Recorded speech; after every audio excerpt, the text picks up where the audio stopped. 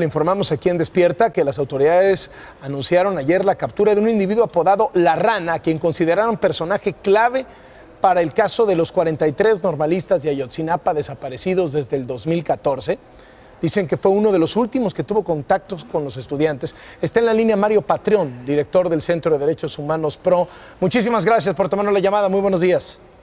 Al contrario, Carlos, saludos a ti, a Ana Francisca, Enrique y a tu auditorio. Gracias. ¿Cómo reaccionan ustedes ante esta detención y qué tan importante es este personaje? Mira, tenemos que concluir que es un personaje de poca monta, de acuerdo a la información del expediente. Si acaso es una persona que estaría vinculada con Guerreros Unidos en una estructura simplemente de halconeo. No estamos hablando de una persona, Carlos, que efectuara un papel de coordinación, que diera instrucciones o que incluso haya planeado el destino final de los estudiantes. Para nosotros hay otra serie, otro conjunto de detenciones que podrían ser mucho más prioritarias, como Alejandro Tenescalco, quien era uno de los comandantes y que dirigía este grupo de los bélicos en la policía de Iguala, o el mismo José Ángel Casarrubias, alias el Mochomo, o incluso, Carlos, el papel de por lo menos 3 policías federales sobre los cuales ya se hubiese solicitado orden de captura y fue negada, y que permitieron justo la segunda ruta de desaparición de los estudiantes, o el propio esclarecimiento de las acciones o omisiones del ejército en los hechos. Mucho nos tememos, Carlos, que con esta detención estamos ya en la postrimería de la reedición de la teoría de caso, que los mecanismos internacionales ya han dicho que no se sostiene científicamente.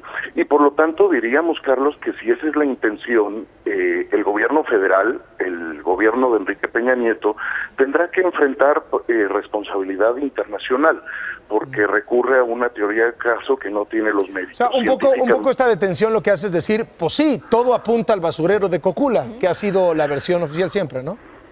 Muchos nos tememos que esa sea la intención, porque en términos fácticos no resuelve nada.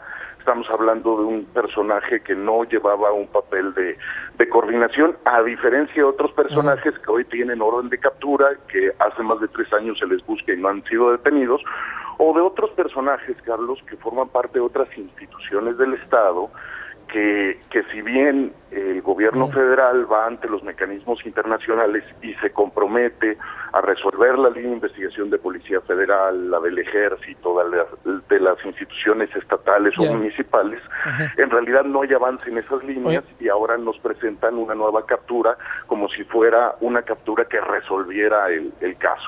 Oye, van a presentar mañana un informe sobre los impactos psicosociales a las familias de Ayotzinapa. Es un estudio que se realizó, entiendo, a recomendación de la Comisión Nacional de Derechos Humanos y también de la Comisión Interamericana de Derechos Humanos. ¿Nos puedes adelantar un poco qué es lo que arroja este estudio? Desde luego, Carlos, es un estudio profundo, coordinado por Fundar, Centro de Análisis e Investigación. Se construyó un equipo multidisciplinario con médicos, psicólogos, antropólogas, que por más de un año estuvieron trabajando con los padres, con sus familias, con sus entornos comunitarios. La hipótesis central es que las violaciones graves de derechos humanos, como las que sufrieron los estudiantes y sus familias, trastocan la vida. Hay un antes y un después. Lo que hace este estudio es justo documentar cuáles son las consecuencias, los daños, y frente a estas consecuencias, Carlos, no solo de los hechos, sino del papel del Estado frente a los hechos, como es este continuum de violencia o este continuum de mentiras, cuáles son las obligaciones del Estado para atender adecuadamente a estos grupos, a estas familias, y sobre todo, Carlos, es una intención de poner en el centro a las víctimas. Y como tú sabes, actualmente existe un mecanismo de supervisión de la Comisión Interamericana en donde uno de los ejes rectores es justo la atención victimal. Mario, sí. Mario, ¿qué tipo de consecuencias sufren específicamente las familias, los entornos de estos chicos? Su vida cambia radicalmente, Ana Francisca. A partir de hace 3 años y ya casi 6 meses, ellos ya no han vivido en sus entornos familiares, han tenido que salir a buscar a sus hijos.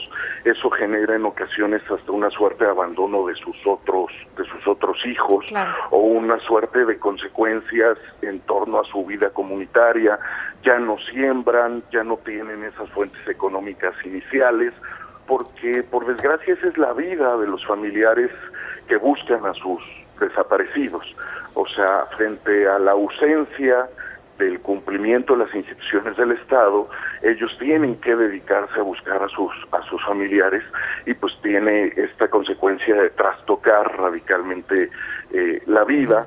Y las otras consecuencias son en torno a la salud. No podemos olvidar que hace un mes y una semana una de las madres de Ayotzinapa falleció como consecuencia de un cáncer acelerado por todo este proceso de dolor y de sufrimiento. Entonces, de alguna manera lo que hace este estudio es documentar a nivel personal, familiar y también comunitario todas estas consecuencias, poniendo al centro a las víctimas y haciendo patente que no solamente son los hechos traumáticos de la desaparición, sino son todas las consecuencias que generan. Mañana lo presentaremos en el Centro Cultural Tlatelolco, en donde estará su director Ricardo Rafael, estará Juan Villoro y estará uno de los expertos del Comité contra la Desaparición Forzada de las Naciones Unidas, el doctor Rainer Hull, también presentando este informe.